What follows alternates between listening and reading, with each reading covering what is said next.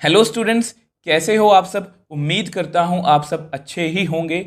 अब देखो स्टूडेंट्स, आज की वीडियो में हम chapter number 6 application of derivative को स्टार्ट करने वाले हैं। तो स्टूडेंट्स, ये जो चैप्टर है ये हमारे इस चैनल पर मोस्ट रिक्वेस्टेड चैप्टर है। मतलब इस चैप्टर के बारे में मुझे बहुत सारे मैसेज आए कि सर आप एप्लीकेशन ऑफ डेरिवेटिव कब स्टार्ट करोगे, when will you start the chapter number 6। मतलब बहुत सारे मैसेज आए और कुछ वैलिड रीजंस की वजह से, कुछ जेन्युइन रीजंस की वजह से ये जो मैं चैप्टर है वो मैं स्टार्ट नहीं कर पा रहा था। उसमें से सबसे बड़ा जो रीज़न यही था कि कुछ टाइम की कमी की वजह से मैं इस चैप्टर पर कोई रिसर्च नहीं कर पा रहा था। मतलब इतना टाइम मैं इस चैप्टर को नहीं दे पा रहा था। देखो, अगर मैं चाहता तो मुझे इस चैप्टर का सोल्यूशन ही देना, मैं आपको जब मर्जी दे सकता हूँ, क्योंकि बीइंग अ टीचर मुझे इसके सभी क्वेश्चंस आते हैं, उसको मुझे आपको सोल्यूशन देना है तो मैं आपको कब का दे दे चुका होता। इसका सोल्यूशन देना बीइंग अ टीचर मुझे कोई भी मुश्किल नहीं है। बट मेरा मोटिव कभी भी आपको सिर्फ सल्यूशन देना नहीं होता, क्योंकि अगर सिर्फ आपको सल्यूशन ही देना होता तो आपके पास बहुत से और सारे चैनल्स हैं जहां से आप इसका सल्यूशन चैप्टर का ऑलरेडी वहां पर है और आप देख भी सकते हो। बट अगर आप मेरे पास आए हो, इस चैनल पे आए हो, तो उसका सिर्फ एक ही रीज़न है कि हम यहाँ पर सिर्फ सल्यूशन नहीं देते, हम यहाँ पर आपका कंसेप्ट बिल्ड करने की कोशिश करते हैं। देखो, मैंने इस पर टाइम, अब इस पर मैं अपनी रिसर्च कर चुका हूँ। रिसर्च से मेरा मतलब ये होता है, अब चैप्टर ये मुझे आता है बट मैं ये रिसर्च करता हूँ कि बीइंग अ स्टूडेंट आपको क्या क्या दिक्कत आ सकती है। मैं पूरे चैप्टर से पहले गो थ्रू होता हूँ कि किस तरह के क्वेश्चंस हैं, आपको किस किस चीज़ की रिक्वायरमेंट है, मतलब आपकी प्रीवियस नॉलेज जो है, जो आपको यहाँ पर काम आने वाली है, तो पहले हम उसको टच करते हैं ताकि हम उससे कनेक्ट कर पाएँ। फिर उसमें मैं आपको एक वे देना चाहता हूँ, हमेशा एक मैपिंग देना चाहता हूँ ताकि हम उसको उस वे से खुद से एक सोच देना चाहता हूँ आपको, ताकि आप उस सोच से क्वेश्चंस को खुद सॉल्व करने के काबिल हो पाओ। ये नहीं है कि आप मेरे पर डिपेंड हो जाओ कि अब हमें बस सोल्यूशन देखना और आंसर करना है। मैं आपको हमेशा एक वे देना चाहता हूँ, एक सोच देना चाहता हूँ जिससे आप क्वेश्चंस को खुद से सॉल्व कर पाओ। देखो, इस चैनल का या मेरा सिर्फ एक ही मोटिव है, या आप ये बोल लो कि इस चैनल के 3 मूल मंत्र हैं। सबसे पहला जो है वो है बेसिक। हम किसी भी चैप्टर को, किसी भी एक्सरसाइज को स्टार्ट करने से पहले उसका बेसिक करते हैं। अब बेसिक सभी करवा भी देते हैं। अब बेसिक से मेरा मतलब ये है कि मैं आपको बेसिक्स बहुत इजी लैंग्वेज में करवाने की कोशिश करता हूं हमेशा, ताकि आप उसको ईजिली समझ पाओ, उसको प्रीवियस नॉलेज से कनेक्ट कर पाओ। अब बेसिक के बाद जो दूसरा मूल मंत्र है वो है मैपिंग या वे। अब इसको मैं मैपिंग या वे क्यों बोलता हूं, मैं हमेशा अपनी, मतलब कि कुछ ना कुछ एफर्ट्स करके उन सभी क्वेश्चंस में से एक मैपिंग या एक वे या एक थॉट प्रोसेस आपको देने की कोशिश करता हूं, ताकि आप, मतलब कि जब भी क्वेश्चन सॉल्व करने बैठो तो आपके माइंड में एक मैपिंग हो। उसको मैं मैपिंग इसलिए बोलता हूँ कि आपके माइंड में पहले से रहता है कि यस, हमें क्वेश्चन में अगर ये सिचुएशन आएगी तो ये करना है, अगर ये सिचुएशन होगी तो हमें ये फेस करना है, या इस तरह से क्वेश्चन को सॉल्व करना है।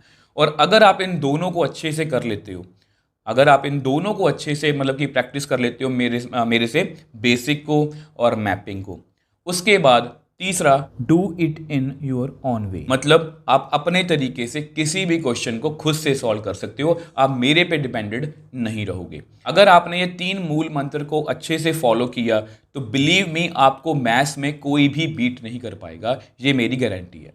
देखो, आप ना मेरा कोई भी चैप्टर उठा के दे लो, चैप्टर नंबर 1, 2, 3, 4, 5th, हम 6th करने से पहले 7th भी कर चुके हैं, 8th भी कर चुके हैं, 9th भी कर चुके हैं।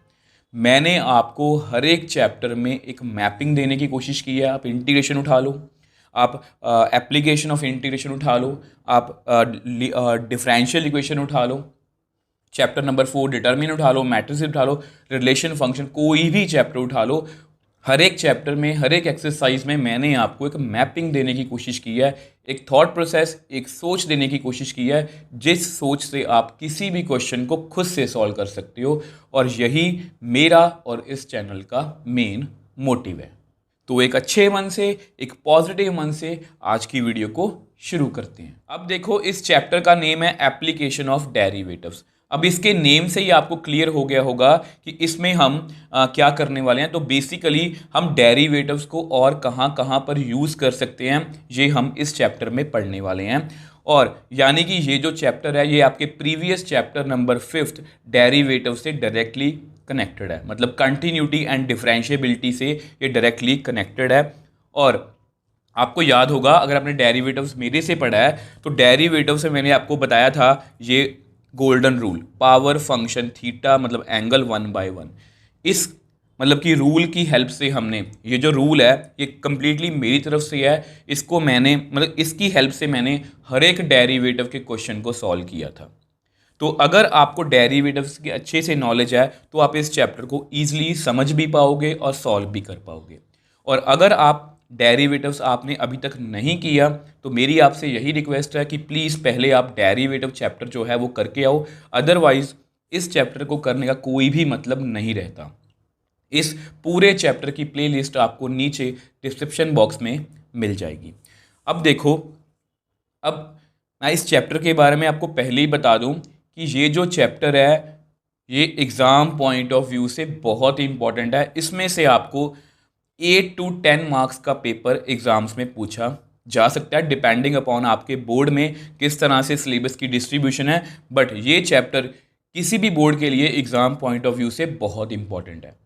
और ये जो चैप्टर है इसमें बेसिकली ऐसा नहीं है कि आज मैंने आपको बेसिक करवा दिया और फिर क्वेश्चंस हम सॉल्व करने लग जाएंगे। इसमें हर एक एक्सरसाइज में डिफरेंट कंसेप्ट है, डिफरेंट एप्लीकेशन है।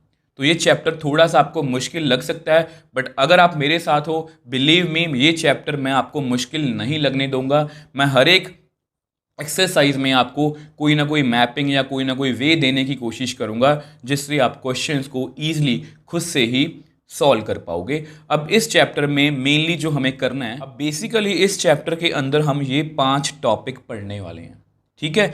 Rate of change of quantities, increasing and decreasing functions, tangents and normals, approximations, maxima and minima.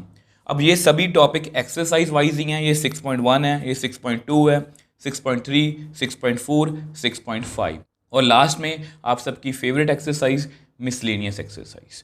तो इसलिए मैं आपको जिस तरह से मैंने आपको बताया था कि इसमें मतलब कि ये चैप्टर है ये डिफरेंट है थोड़ा सा, और ये एग्ज़ाम पॉइंट ऑफ व्यू से इंपॉर्टेंट है क्योंकि इसमें बहुत सारे टॉपिक्स हैं। ये एक्सरसाइज और ये एक्सरसाइज कंप्लीट डिफरेंट है, ये आपस में ये सभी आपस में डिफरेंट है। करना सब कुछ हमें डेरिवेटिव की हेल्प से ही है।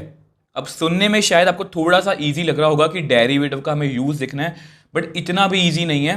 बट मैं आपको ये मुश्किल भी लगने नहीं दूंगा। अगर आपने थोड़ा सा भी इस चैप्टर को ध्यान से किया तो ये आपको मुश्किल नहीं लगेगा, बिलीव मी। अब आज की वीडियो में मेनली हम कहाँ पर फोकस करेंगे, rate of change of quantities. अब देखो, rate of change of quantities के अंदर सबसे पहले मैं इसको आपको सिंपल सी लैंग्वेज में समझाने की कोशिश करूंगा। मैं कोई डेफिनेशन नहीं लिखने वाला, बट इस कंसेप्ट को मैं आपको इजी लैंग्वेज में, अपनी ही लैंग्वेज में समझाने की कोशिश करूंगा और बाद में उसको हम डेरिवेटिव से जोड़ने की कोशिश करेंगे।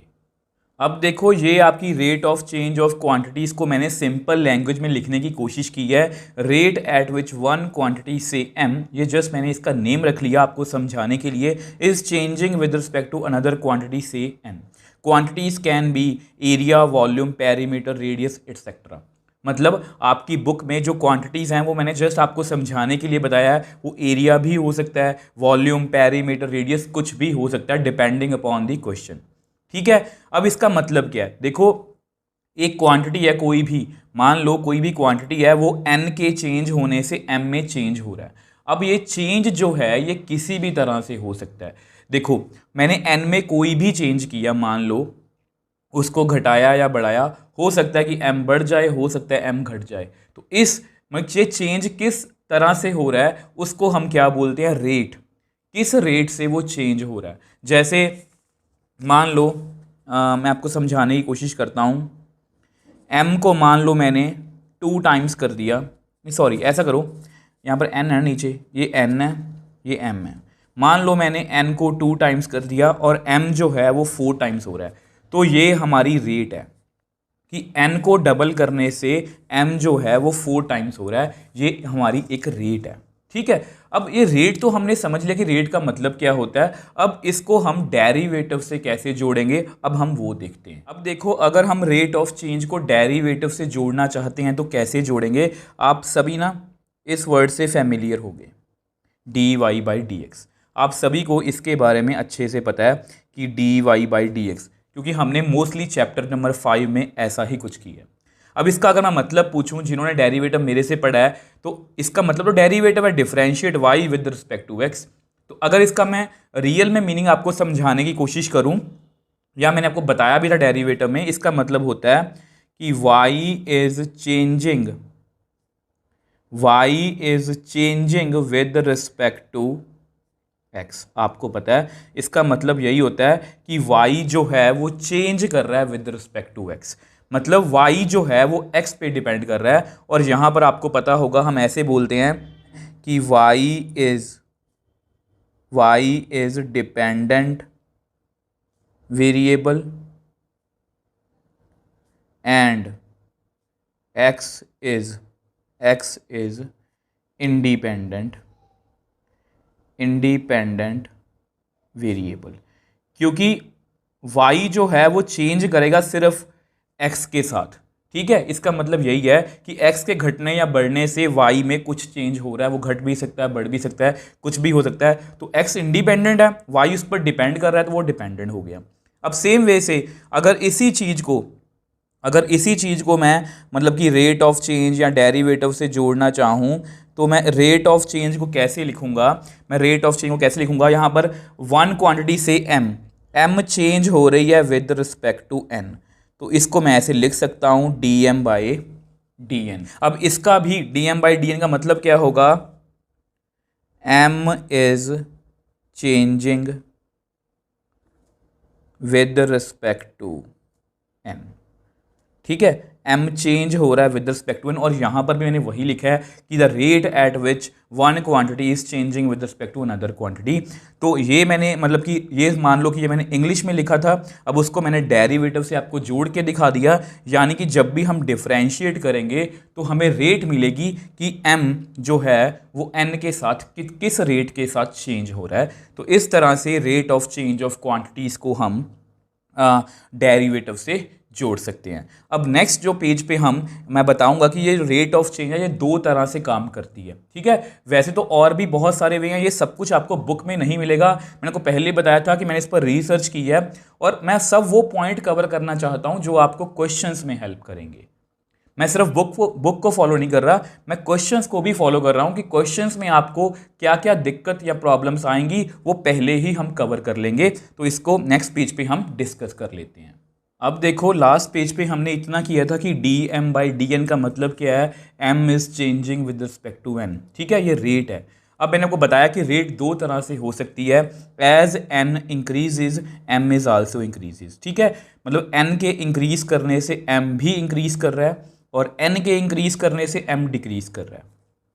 अब इसमें कुछ केसेस और भी मतलब कि हम ऐड कर सकते हैं, जैसे n के डिक्रीज करने से m भी डिक्रीज करे, इसमें आ सकता है। और इसमें उल्टा हो सकता है कि n के डिक्रीज करने से m इंक्रीज कर जाए। ये डायरेक्टली प्रोपोर्शनल बोलते हैं, इसको हम इन्वर्सली प्रोपोर्शनल बोलते हैं। बट हमें इसके इतने ज़्यादा डीप में जाने की ज़रूरत नहीं है, क्योंकि आपके जो डेरिवेटिव्स के मोस्टली क्वेश्चंस हैं एप्लीकेशन ऑफ डेरिवेटिव के, वो इसी पर बेस्ड है। ठीक है, n के इंक्रीज करने से m भी इंक्रीज करे, तो इसको हम क्या बोलते हैं, ये आपको पता होने चाहिए कि रेट। ठीक है, रेट इज पॉजिटिव। ये आप याद रखोगे कि अगर n के इंक्रीज करने से m भी इंक्रीज करता है तो उसको हम क्या बोलते हैं, रेट इज पॉजिटिव। मतलब dm बाई dn जो है उसकी वैल्यू जो है ये पॉजिटिव आएगी। ये आपको कोई भी पहले नहीं बताएगा, मैं आपको क्वेश्चंस करने से पहले ही बता रहा हूँ।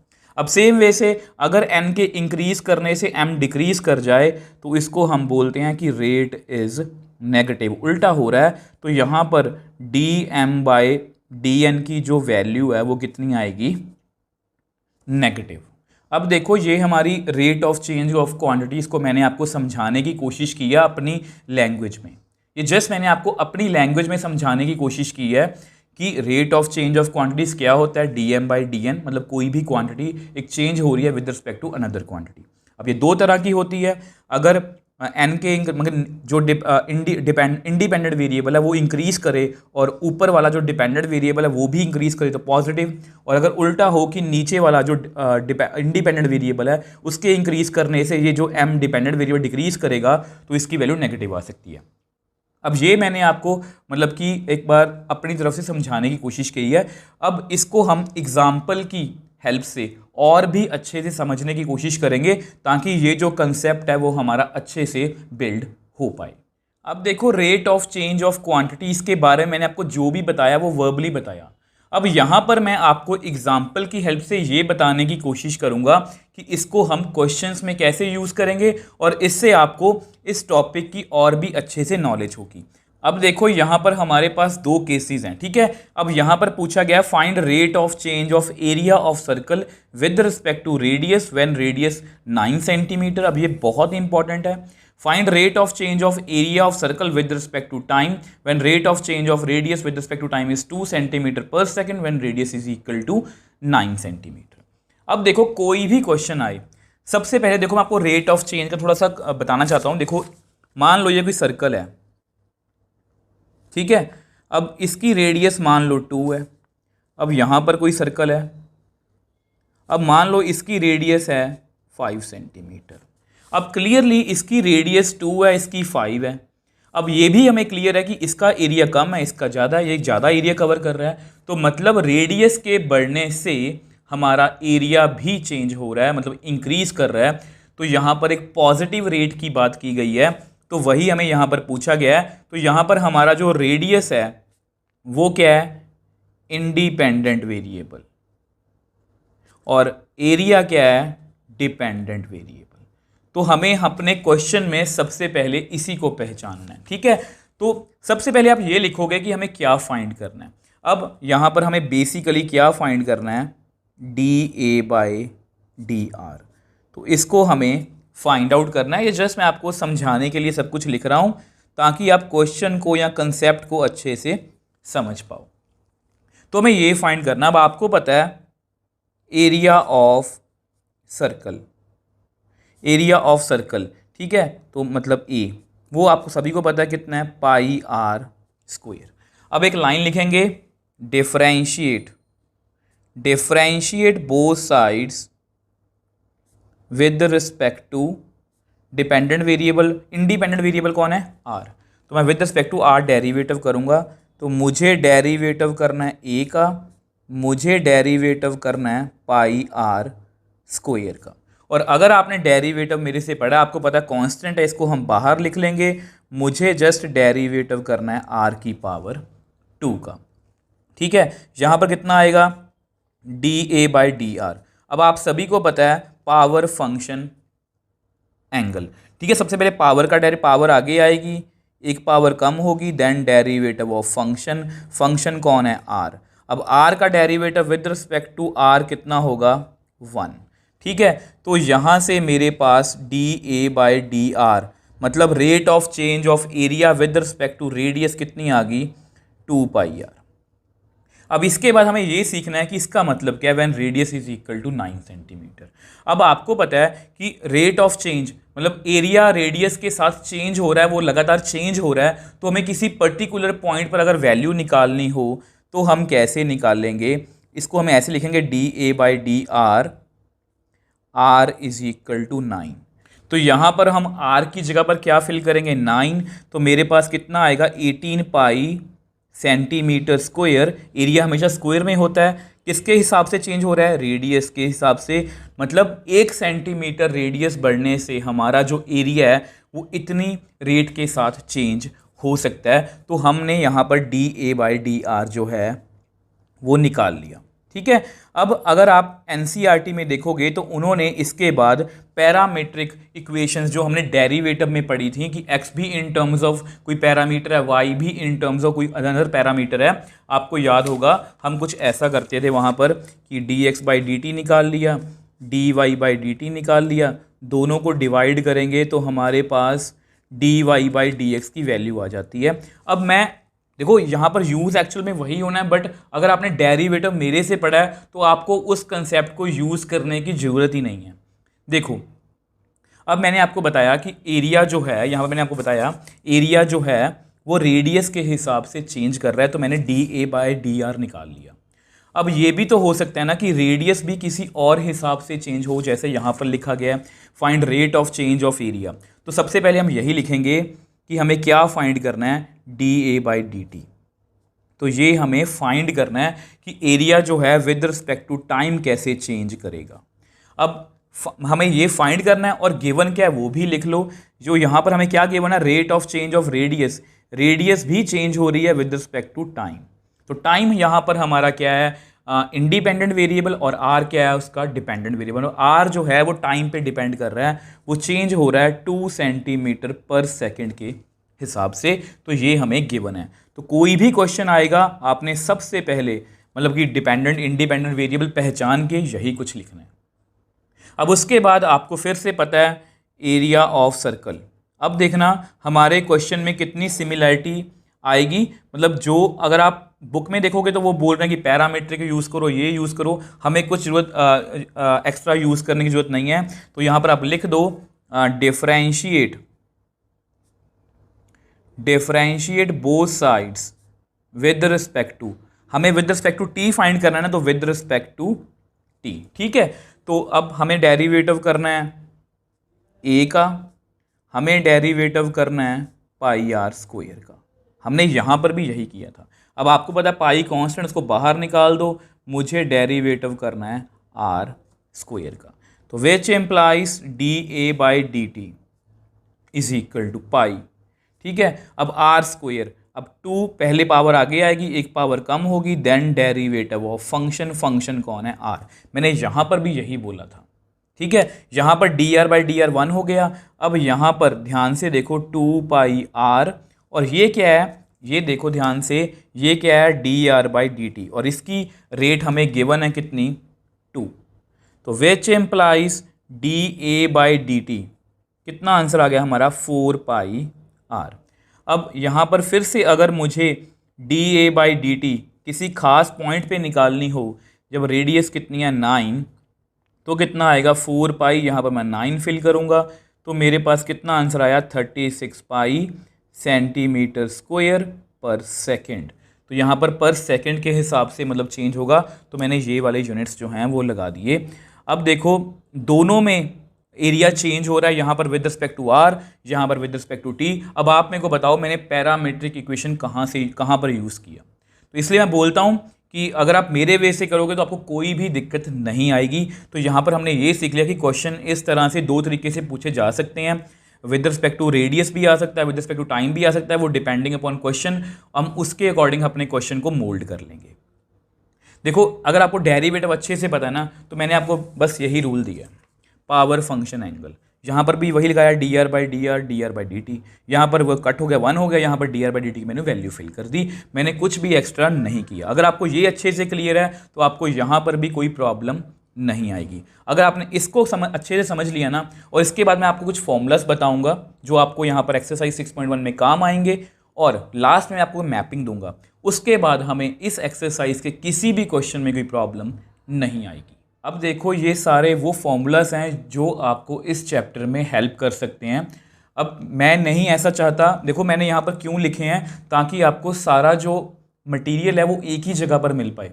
ऐसा नहीं मैं बोलूँगा कि अगर आप फॉर्मूलास करना चाहते हो तो आप इस वीडियो पे जाओ, मैं ऐसा बिल्कुल भी नहीं करना चाहता। मुझे ये होता है कि किसी भी एक्सरसाइज या किसी भी चैप्टर में जो चीज़ की रिक्वायरमेंट है वो आपको यहीं पर मिल जाए, और मेरी कोशिश यही रहती है। इसलिए मैंने ये फॉर्मूला सभी यहाँ पर लिख रखे हैं। ये सब कुछ हमने 10th में पढ़ा हुआ है। ये क्यूब है, ये curved surface area, total surface area, volume. अगर किसी बच्चे को कर्व्ड सरफेस एरिया या टोटल सरफेस एरिया का डिफरेंस नहीं पता, तो मैं आपको जस्ट थोड़ा सा समझाने की कोशिश करता हूँ कि जैसे मान लो हमारा एक रूम है, रूम में अगर वो क्यूब की शेप में है या क्यूबॉइड की शेप में है, तो उसमें 6 फेसेस होते हैं। आप ये मान के चल सकते हो कि उसमें 4 वॉल्स होंगी आपकी, ठीक है, 2 आपके, एक आपके सामने, एक आपके पीछे, एक आपके लेफ्ट, एक आपके राइट में। उसके बाद एक होता है फ्लोर और एक होता है हमारी जो रूफ मतलब छत। और अगर हम नीचे फ्लोर और छत को निकाल दें तो वो कर्व सरफेस एरिया है, और अगर उसको हम काउंट कर लें तो हमारा टोटल सरफेस एरिया, ये वॉल्यूम है। या मैंने लिखा है ए का मतलब क्या है साइड, ठीक है। सेम वे से ये क्यूबॉइड का सरफेस एरिया है, ये टोटल सरफेस एरिया, ये वॉल्यूम है, ये सिलेंडर का 2πr/h। अब सेम वे से टोटल सरफेस एरिया में सर्कल है, इसका 2πr² 2πr² ऐड कर दूं, ये टोटल सरफेस एरिया बन जाएगा, ये आपका वॉल्यूम है। अब सेम वे से ये कोन है, ये πrl, और अगर इसमें हम नीचे वाला फर्श ऐड कर दें, πr² ऐड कर दें, तो ये इतना टोटल सरफेस एरिया बन जाएगा, ये वॉल्यूम है। ये सफियर है, 4πr², 4πr², 4/3πr³ इसका वॉल्यूम है। अब यहाँ पर मैंने कुछ फॉर्मूलास और लिखे हैं, ये आपको पता है। ट्रायंगल, इसका एरिया कितना होता है, 1/2 बेस इंटू हाइट। पेरीमीटर आपको पता ही है, सम ऑफ ऑल साइड्स। ये इक्विलेटरल ट्रायंगल के क्वेश्चन भी आपको आ सकते हैं, तो √3/4 साइड का स्क्वायर इसका एरिया होता है, पेरीमीटर वही। ये सर्कल का एरिया, ये सर्कल की सरकमफ्रेंस या पेरीमीटर 2πr। ये स्क्वायर का एरिया, साइड स्क्वायर, पेरीमीटर वही है। रेक्टेंगल का area length into width, sum of all sides, perimeter आ गया। पैरेललोग्राम का area base into height, perimeter वही है, सम ऑफ ऑल साइड्स। और ये लास्ट में हमारे पास ट्रेपीजियम है, 1/2 a+b into height, sum of all sides इसका पेरीमीटर है। ये रोम्बस है, 1/2 d1, मतलब डायगनल्स हैं, diagonal 1 diagonal 2, sum of all sides इसका पेरीमीटर है। अब हो सकता है कि इनकी जरूरत रहे, हो सकता है ना रहे, बट मैंने आपको यहाँ पर लिख के बता दिए। अगर ऐसा कोई भी क्वेश्चन आएगा उसको हम बड़ी ही ईजिली सॉल्व कर पाएंगे। अब हमारी वीडियो का आज का लास्ट टॉपिक है हमारी मैपिंग। उस मैपिंग से हम इस एक्सरसाइज के हर एक क्वेश्चन को बहुत ईजिली सॉल्व कर पाएंगे। अब देखो, ये आपकी वो मैपिंग जो आपको इस एक्सरसाइज के हर एक क्वेश्चन को सॉल्व करने में हेल्प करेगी। सबसे पहले मैंने क्या लिखा है, अंडरस्टैंड दी क्वेश्चन। बहुत सिंपल सी बात है कि हमें क्वेश्चन को बहुत ध्यान से पढ़ना है। वे स्टेटमेंट वाले क्वेश्चंस होंगे, उनको हमें अच्छे से समझना है। अब उसके बाद मैंने लिखा है डायग्राम इफ नीडेड। अगर वहाँ पर डायग्राम की नीड है तो हम वहाँ पर डायग्राम बनाएंगे, अगर नहीं है तो हम वहाँ पर इस स्टेप को छोड़ देंगे। Identify dependent and independent variables, ये बहुत ही इंपॉर्टेंट स्टेप है कि आपने सबसे पहले ये देखना है कि हमारा डिपेंडेंट और इंडिपेंडेंट वेरिएबल क्या है। आपको पता है ना कि मैंने आपको बताया था कि जैसे dA/dr है, area is changing with respect to radius, ये डिपेंडेंट, ये इंडिपेंडेंट वेरिएबल है। ये ऊपर वाला हमेशा क्या होता है, डिपेंडेंट। ऊपर वाला वेरिएबल हमेशा क्या होता है, डिपेंडेंट वेरिएबल। तो हमें सबसे पहले यही पहचानना है। तो अगर हमने इसको पहचान लिया तो हम लिखेंगे कि हमें क्वेश्चन में गिवन क्या है और हमें फाइंड क्या करना है। ये मैंने आपको एग्जाम्पल में भी बताया था, ये सबसे इंपॉर्टेंट स्टेप है। अगर आप इसको आइडेंटिफाई कर लेते हो तो आपका आधे से ज़्यादा काम जो है वो ख़त्म हो जाएगा। अब इसके बाद मैंने लिखा है फॉर्मूला एज रिक्वायर्ड। किसी भी डायग्राम का फॉर्मूला हो सकता है, किसी भी डायग्राम का एरिया, वॉल्यूम, पेरीमीटर, रेडियस कुछ भी हो सकता है। वो सभी फॉर्मूलास मैंने आपको बता दिए हैं। उसके बाद मैंने लिखा है last step differentiate, we get our required. Derivative करते ही हमें हमारी रिक्वायर्ड रेट ऑफ चेंज वो हमें मिल जाएगी और उस पर हम पर्टिकुलर कोई वैल्यू फिल करेंगे जो हमें क्वेश्चन में गिवन होगी और हमें हमारी required rate of change at that particular point मिल जाएगी। अगर आप इन स्टेप्स को फॉलो करते हो, इस मैपिंग को फॉलो करते हो ना, तो आपको इस एक्सरसाइज में कोई भी दिक्कत नहीं आएगी। अब देखो स्टूडेंट्स, सबसे पहले हमने rate of change of quantities को समझा और उसको मैंने आपको डेरिवेटिव से जोड़ के दिखाया। उसके बाद मैंने मतलब क्या पढ़ाया आपको, उसके बाद मैंने आपको ये बताया कि rate of change of quantities दो तरह की हो सकती है, पॉजिटिव भी, नेगेटिव भी, वो भी मैंने आपको बताया। फिर मैंने आपको एग्जाम्पल की हेल्प से उसको समझाने की कोशिश की कि rate of change of quantities किस तरह से पूछी जा सकती है। जैसे dA/dr भी पूछा जा सकता है, dA/dt भी पूछा जा सकता है। हमें कोई फ़र्क नहीं पड़ता, हम इस मैपिंग को फॉलो करेंगे। उसके बाद जिस भी फॉर्मूला की इस एक्सरसाइज में रिक्वायरमेंट है, मैंने आपको सभी फॉर्मूलाज दिए, वॉल्यूम का, surface area, curve surface area, सब कुछ मैंने आपको बताया। और लास्ट में हमारी ये मैपिंग है। अगर आप इन सभी स्टेप्स को फॉलो कर लेते हो तो आपको नेक्स्ट जो हमारी वीडियो होगी, एग्जाम्पल्स वाली वीडियो होगी, उसमें कोई भी दिक्कत नहीं आएगी।